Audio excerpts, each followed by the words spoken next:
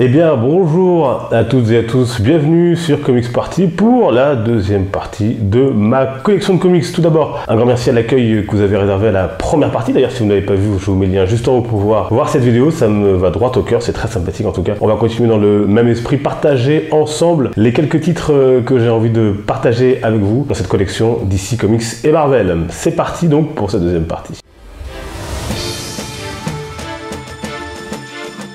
Alors pour cette deuxième partie, on va poursuivre la bibliothèque ici, la bibliothèque DC Comics. Il y aura un petit peu de Marvel d'ailleurs parce que en bas, vous ne le voyez pas, il y a une box avec quelques kiosques en VO. On va découvrir ça tous ensemble. Mais on va aujourd'hui donc finir cette partie donc DC Comics de la Billy qui est ici. Ensuite, je pense que je vous présenterai les figurines, les goodies qui sont ici. Dans une prochaine vidéo, on verra bien sûr la partie centrale avec ici les quelques comics, les omnibus. Il y a surtout aussi des gros pavés urbains, il y a des intégrales X-Men. Et puis là, après, on s'attaquera bien évidemment à la partie Marvel qui est donc présente dans cette Billy ici. Là vous le voyez pas, il y a tous les DVD, steelbook, Blu-ray de films de super-héros et derrière il y a même encore tout plein de comics, surtout des kiosques en fait, VO et VF à classer et à ranger. Ce sera classé et rangé d'ici là pour que je puisse vous les présenter dans une prochaine émission. Allez, on continue sur la Billy. Voilà, nous voici donc dans ce qui reste de cette Billy. On a déjà fait 1, 2, 3 étages, il nous en reste également 3 à découvrir dans cette Billy DC Comics avant de voir la suite dont je vous ai parlé à l'instant. Souvenez-vous, la semaine dernière, on a vu de l'Aquaman, on a vu du Batman, du Justice League, du Wonder Woman, du Shazam, du Superman, du Gotham Central, les kiosques urbains, la collection, une partie en tout cas Green Lantern et quelques titres comme Flashpoint ou encore Red Hood and the Outlaw en version originale. Et bien là, on continue donc sur la bibliothèque d'ici. Vous voyez les couleurs, hein, vous reconnaissez les codes couleurs du Urban Comics. Vous avez du bleu pour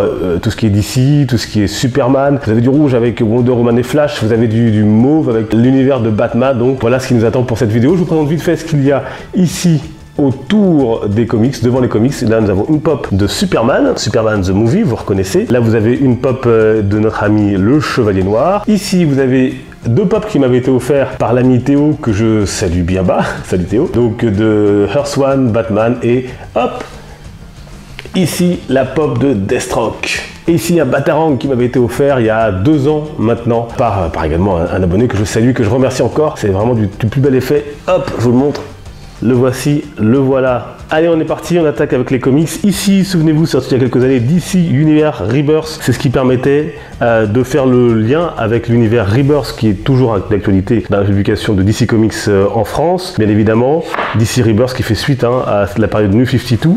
Donc ça, c'était un gros pavé. Souvenez-vous, vous aviez toutes les séries dedans qui étaient présentées. Vous aviez là, vous avez Nightwing, vous aviez du Titan, vous aviez du Wonder Woman, vous aviez également du Blue Beetle, il me semble, Justice League, bien évidemment, du Green Arrow. Et c'était donc tous les numéros 1 ou plutôt tous les numéros 0 qui permettaient de faire le lien et donc de pénétrer dans cet univers, donc DC Universe Rebirth qui a toujours cours actuellement. Puisqu'on était sur du DC Universe Rebirth, souvenez-vous, après, donc pas longtemps après, on a eu le badge en version française. Vous reconnaissez ce petit badge, hein, bien sûr, avec cette tache de sang, bien sûr, c'est l'univers de Watchmen. Et donc c'est par Tom King et notamment Joshua Williamson, Jason Fabok, Howard Porter. C'est également surtout le retour de Wally West hein, dans l'univers DC Universe Rebirth qui déclenche une enquête qui va associer Flash et Batman, et pas seulement, puisque vous voyez un méchant classique emblématique de l'univers de Flash va venir s'en mêler. Ici, Zoom, c'est court, mais c'est assez intense, et vous avez bien sûr le Thomas Wayne Batman qui est également présent dans cette histoire. C'est vraiment très sympathique à suivre, et on connaît aujourd'hui plus ou moins les conséquences de ce titre dans l'univers DC.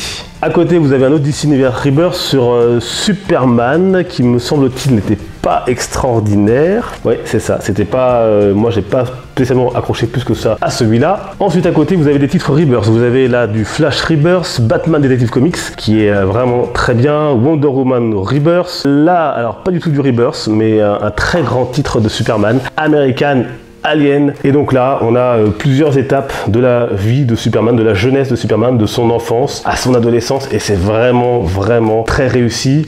Il y a vraiment des histoires qui sont vraiment très marquantes.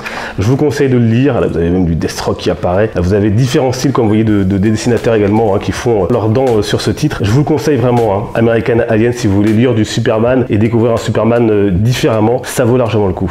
Cette bibliothèque-là, je vous le conseille, elle n'est pas très bien classée, hein, malheureusement, mais ça, je m'y attellerai après. Déjà, j'ai tout rangé après le déménagement, c'est déjà pas mal. Geoff Jones présente Flash, et non pas Green Lantern, parce que Geoff Jones a également travaillé sur Flash. Et à cette époque, c'était Wally West qui était le Flash. Vous avez également ensuite Final Crisis, vous avez Justice League, la Tour de Babel, ça également c'est vraiment très sympathique. La Tour de Babel, un classique j'ai envie de dire, hein, par Mark Waid, encore Howard Porter. Ici, toute la paranoïa de Batman qui a peut-être raison de surveiller même ses amis super-héros puisqu'il a un plan, vous savez, au cas où les super-héros se retourneraient contre le bien. Il a un plan pour chacun d'entre eux, de Superman à Flash à Green Lantern, et ça va se retourner contre eux, contre le héros, quand quelqu'un semble avoir récupéré ses plans et s'en servir pour neutraliser les super-héros. Il y a une version animée également qui existe de ce titre, La Tour de Babel, et il me semble que ça a été réédité assez récemment, ou en tout cas dans les JLA, donc je vous parlais de la précédente émission, Justice League of America. Là vous avez un titre Superman Batman, vous avez Earth 2, vous avez Flash New 52, Nightwing New 52, Batman The Dark Knight 3, signé par Frank Miller que j'avais rencontré au Comic Con il y a 2 ans. La semaine dernière, je vous présentais le Action Comics 1000, et bien voilà le Detective Comics 1000 version Lee Bermero. Vous reconnaissez bien évidemment son style avec ce Batman impressionnant. Donc on était au Dark Knight 3, après on a des choses plus récentes autour donc toujours de l'univers Rebirth, No Justice, New Justice, Batman Metal, le Batman Kiri, tout ça c'est des choses assez récentes. Justice League Rebirth, c'est malheureusement pas bon comparé à ce qu'était la série Justice League New 52 dont je vous parlais la semaine dernière que j'ai adoré. Justice League Rebirth, malheureusement c'était vraiment à côté, raté, à mon grand désespoir. Superman Up in the Sky, achat très récent que je n'ai pas encore lu, donc je vous en parlerai une fois que je l'aurai lu, mais on m'en dit que du bien, par Tom King et Andy Kubert. Ensuite on a Superman pour demain, c'est pas exceptionnel, par Brian Azzarello, Jim Lee pourtant, très beau dessin, l'histoire est sympathique mais c'est peut-être un peu trop mystique à mon goût, pas assez concret. Superman Unchained, c'est tout l'opposé, c'est très bourrin, mais c'est par Scott Snyder, mais c'est plutôt réussi, c'est vraiment, ça pourrait faire un film ça. Deceased, couverture Wonder Woman, il y a une émission à ce sujet sur la chaîne, avec ce fameux virus technologique qui touche tout d'abord les super-héros et puis les humains par l'intermédiaire de cyborgs et par l'intermédiaire également donc des écrans, les écrans de téléphone, d'ordinateur, de tablette, et qui va affecter durablement et toucher tous les héros de l'univers d'ici avec également des pertes. C'est vraiment très sympathique, une belle bonne surprise d'ici, parce que des fois ce genre d'événements, notamment zombiesque, c'est pas très intéressant et pas très original. C'est pas très original non plus, mais c'est bien mené et donc vraiment j'ai pris beaucoup de plaisir à le lire. Un classique de l'univers de Harley Quinn et du Joker, on parlait la semaine dernière dans la première partie de Harleen, ben voilà d'où part tout cela, puisque Mad Love c'est la réécriture des origines, l'écriture simplement des origines de notre ami Harley Quinn par Paul Dini et Bruce Timm, créateurs de la série animée de Batman 90 et qui ont créé Harley Quinn dans la série animée qui ensuite a été retransposée ici en comics. Et pour bien tout comprendre, pourquoi pas lire ensuite Harleen pour comprendre comment cette Harley Quinn est devenue qui elle est, cette Harleen Quinzel. Là ensuite on a un classique Batman Noël inspiré du chant de Carol de Dickens par Lee Bermero. Ensuite on a Batman Gotham by Gaslight qui a été également fait en version animée, c'est très sympathique aussi. Red Hood and the Outlaws, je suis en train de lire le tome 2, c'est vraiment bien. Batman Terre 1, tome 1, tome 2, ça c'est à lire absolument. Le tome 3 est enfin en route après des années d'attente. Réécriture de l'univers de Batman, vous savez, je vous ai parlé la semaine dernière du Green Lantern Earth 1, donc Terre 1, et du Superman Terre 1. Il y a également Batman Terre 1 où on réinvente l'univers du Chevalier Noir avec des changements très intéressants. Tout comme pour Wonder Woman Terre 1 qui est ici. À côté, vous avez encore du Batman avec son reflet d'automne et la Nouvelle Aube. Batman la Nouvelle Aube que j'ai trouvé d'ailleurs assez décevant parmi les titres Batman. Allez, on est à nouveau descendu d'un étage dans cette bibliothèque Billy consacrée à DC Comics. Deuxième partie de ma collection de comics, merci de la suivre. Ici, on est sur du Injustice comme vous le voyez. Vous avez toute la première année, vous avez également les titres intermédiaires Ground Zero qui fait le lien, et puis vous avez également Injustice 2. Alors, j'en suis seulement au tome 4, il me manque je crois qu'il y a le tome 5 et 6 qui sont déjà sortis que je n'ai pas encore acheté, mais que ça viendra. Injustice, c'était un sacré coup de cœur à sa sortie, je m'en souviens. Vraiment, je dévorais les tomes, tout comme la série Justice League New 52. J'attendais chaque tome comme un épisode d'une très bonne série comme Lost ou autre. Tiré bien sûr du jeu vidéo bien connu, ici avec un Superman qui après une tragédie, on peut le dire maintenant, c'est plus spoilé, la mort de sa femme Lois Lane qui était enceinte, cause notamment du Joker, et qui devient une sorte de tyran avec deux clans qui se divisent, donc le clan des Sup et les clans qui sont contre ce nouvel ordre, qui est mené notamment par Batman. Ça c'est sur la première année, c'est vraiment très bien. Alors oui, au bout d'un moment, c'est un petit peu répétitif sur 11 tomes bien évidemment, mais il se passe énormément de choses, on fait intervenir énormément de personnages, y compris des personnages de la mythologie, notamment par le biais de Wonder Woman. Il y a énormément d'événements, il y a beaucoup de morts également, et Injustice 2 qui pour l'instant, je trouve ça plutôt pas mal, même si bien sûr Injustice première série du nom était vraiment assez exceptionnelle. Ça c'est un must-have, je vous le recommande chaudement, hein, ces titres Injustice. À côté, on a du Power Girl, c'est pas génial, hein, disons-le tout de suite, c'est clairement pas bon, j'ai pas accroché du tout. Ensuite, Superman Red Son, un classique, bien évidemment, alors c'est l'édition de l'époque de Panini Comics, puisque vous savez, hein, avant qu'Urban récupère Panini en 2012, il me semble, eh bien c'était nos amis de Panini qui publiaient DC Comics en France. Et Superman Red Son, vous savez, c'est cette réécriture bien connue de Mark Millar. Et si le vaisseau de Superman ne s'était pas écrasé dans le Kansas, aux États-Unis, à Smallville, dans la ferme des Kent, mais en Union soviétique, qu'en serait-il advenu? Eh bien, Superman serait le héros du peuple, notamment cette réécriture où on retrouve notamment d'autres personnages comme Batman. C'est vraiment ça à lire, évidemment.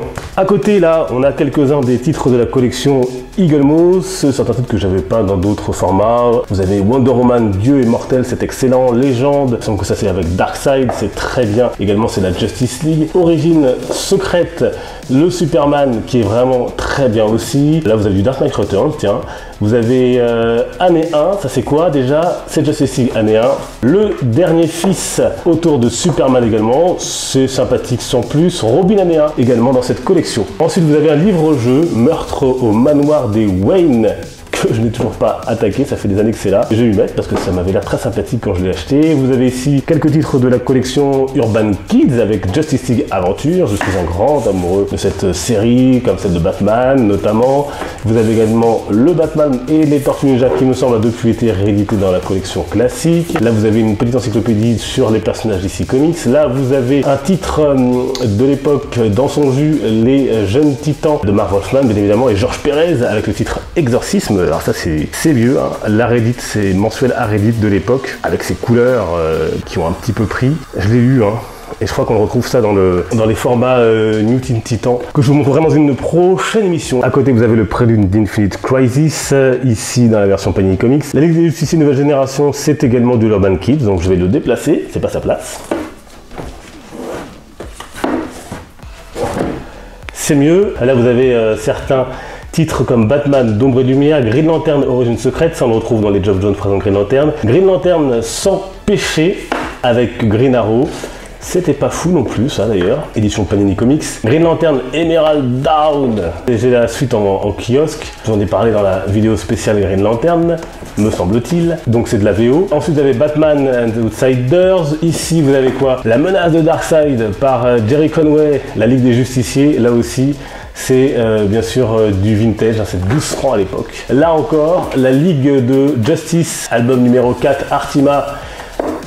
Et là, vous avez des petits guides Superman, Batman et le premier Batman de Bob Kane dans ce format également. Ici, vous avez les Green Lantern Saga avec les séries donc New 52 de l'époque. Vous avez la série également sur les Red Lantern, ça j'adore. J'ai pas tous les numéros, j'en recherche, mais je les trouverai. Vous avez également du Justice League univers hors série autour de Green Lantern. Vous avez d'autres titres Green Lantern ici comme DC Universe. Green Lantern également ici par Scenic Edition. Là, vous avez quoi? Batman Vendetta, ça c'est un peu plus ancien également. Vous avez du Wonder Woman avec Qui est Wonder Woman, édition Panini Comics. Et ensuite vous avez les Batman Damned signés en plus par ici Lee Bermero que j'avais rencontré à Album Comics à Paris.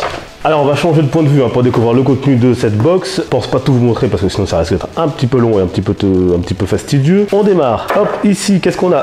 Ah bah tiens, du Justice League Power Rangers, version espagnole que j'avais acheté en Espagne. Il y en a quelques autres, bon je vais pas vous les montrer. Hop, on va les mettre de côté. Les voilà, là vous avez par exemple la Justice League avec la Suicide Squad également en version espagnole par exemple.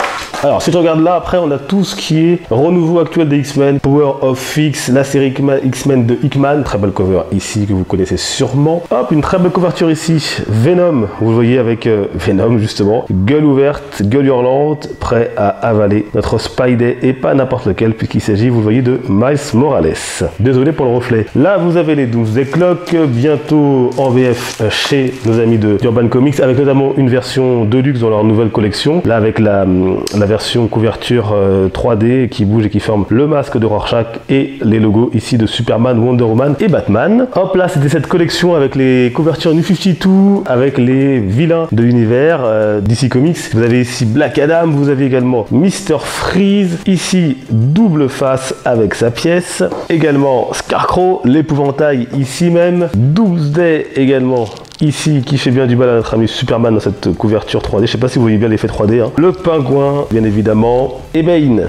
Ensuite, vous avez du Wonder Woman, notamment du Wonder Woman ici pour les 75 ans, donc il y a 5 ans du personnage, parce qu'on vient de fêter les 80 ans. Et dans le livre rouge qui est sorti là pour les 80 ans chez Urban Comics, vous avez le contenu de ce numéro là de Wonder Woman qui est dedans. Encore du Wonder Woman avec cette couverture bien connue. Je vous montre pas tout parce que franchement, je pense que ça va être beaucoup trop long sinon. Souvenez-vous ça pour ceux qui ont connu les couvertures avec les lunettes 3D pour les lire. Hein. Superman Red, Superman Blue. On a également du Super Sons dont j'ai fait signer le numéro 1 par Jorge Jiménez au Comic Con l'année dernière. Du Martian Manhunter en VO parce que malheureusement on n'en a pas en VF en solo. Donc là c'est la série New 52. Qu'est-ce que je peux vous montrer d'autre? Alors il y a certains titres que je vous montrerai pas parce que souvenez-vous il y a une émission qui s'appelle Mes plus hauts comics dans laquelle je vous ai déjà montré pas mal de covers et elles sont pas mal dans cette box là donc ça sert pas à grand chose de vous les remontrer. Je vous invite à aller voir ces couvertures sur la chaîne. Là on a du White Knight, hein, c'est des couvertures que j'aime beaucoup également, dont une que j'ai fait signer par Liber Mero que j'ai rencontré, je vous l'ai dit tout à l'heure, à Album Comics à Paris. Elles sont belles hein, ces couvertures de Batman Black and White.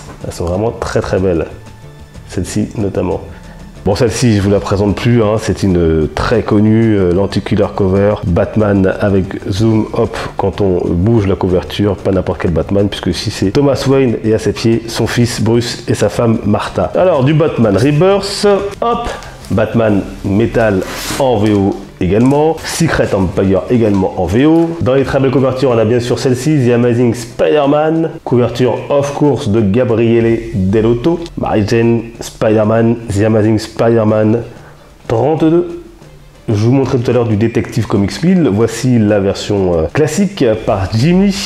The Amazing Spider-Man également, toujours avec Carnage partie 1. On a aussi bien sûr Future Imperfect, ici les deux parties en version originale. On a du Old School Vintage Shazam ici. Ça c'est du très beau Black Panther également.